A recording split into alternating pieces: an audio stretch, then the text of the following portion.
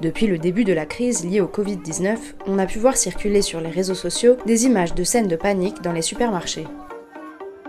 De nombreux internautes ont aussi relayé leurs clichés de certains rayons alimentaires complètement dévalisés, en particulier les étalages de pâtes et de produits en conserve. Avant toute chose, il faut le préciser clairement, ces rayons vides sont surtout dus à un phénomène de surconsommation. En France, par exemple, les premières annonces d'Emmanuel Macron le 12 mars ont été suivies d'une très forte augmentation des achats de pâtes, de sucre ou encore de papier toilette. Mais le gouvernement se veut rassurant. Le ministre de l'Agriculture, Didier Guillaume, l'a répété le 8 avril, la chaîne alimentaire tient, il n'y aura pas de pénurie en France. Les agriculteurs continuent de travailler, les produits sont récoltés, leur distribution fonctionne et les points de vente sont ouverts. Mais cette crise est mondiale et tous les pays ne sont pas égaux en termes d'autosuffisance alimentaire. Certains rencontrent déjà des difficultés liées aux contraintes du confinement, mais aussi à l'inflation et à la précarité.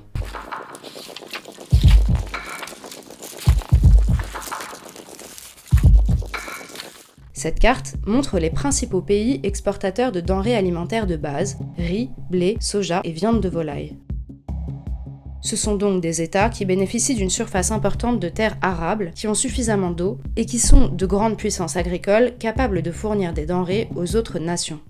Comme on peut le voir, la France fait partie de ces grandes puissances puisqu'elle est le 4e exportateur mondial de blé. De même pour les États-Unis, qui font partie des plus gros exportateurs de blé, de riz, de soja et de volaille, l'Inde, la Thaïlande ou encore le Vietnam se démarquent quant à eux pour leurs exportations de riz. Mais certains pays sont très dépendants des autres et importent de grandes quantités de denrées.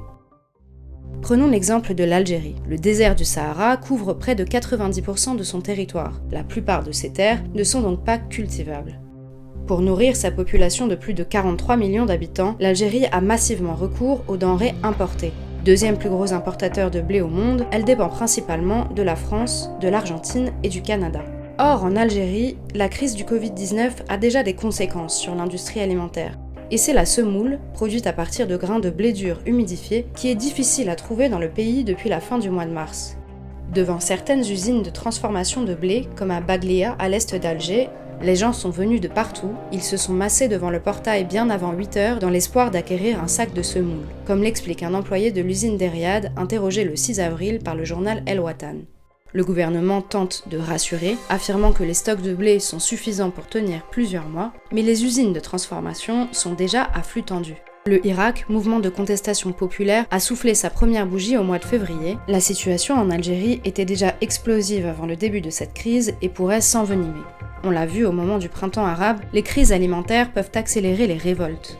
Après une forte baisse des récoltes de blé en Russie et dans plusieurs autres pays en 2011, les prix ont flambé dans les pays arabes, ce qui a fortement contribué à initier les mouvements de protestation. Autre exemple intéressant, le Paraguay. Bien que ce pays d'Amérique latine soit le 4e plus grand exportateur de soja au monde, il connaît des difficultés depuis l'arrivée du Covid-19 sur son territoire. En effet, le pays a fait le choix de la monoculture, en l'occurrence de soja, négligeant son autonomie alimentaire. Les prix des fruits et des légumes ont augmenté de 120% au Paraguay depuis le début de la crise, tout comme beaucoup d'autres produits alimentaires de base qui dépendent des importations. Changeons désormais de continent pour nous intéresser à la Chine. Cette dernière doit déjà assurer une production importante de denrées alimentaires pour nourrir sa population d'1,4 milliard d'habitants. C'est pourquoi elle n'est pas particulièrement bien placée dans le classement des exportations mondiales, arrivant au 6e rang en ce qui concerne le riz. En Chine, où l'épidémie a connu un net recul, les mesures de confinement sont progressivement levées. Le pays a pour l'instant traversé la crise sans enregistrer de pénurie alimentaire majeure. Mais la progression de l'épidémie ailleurs dans le monde inquiète les consommateurs chinois qui se sont rués vers certains produits dépendant de l'importation, parmi lesquels le lait, dont la Chine est le premier importateur au monde.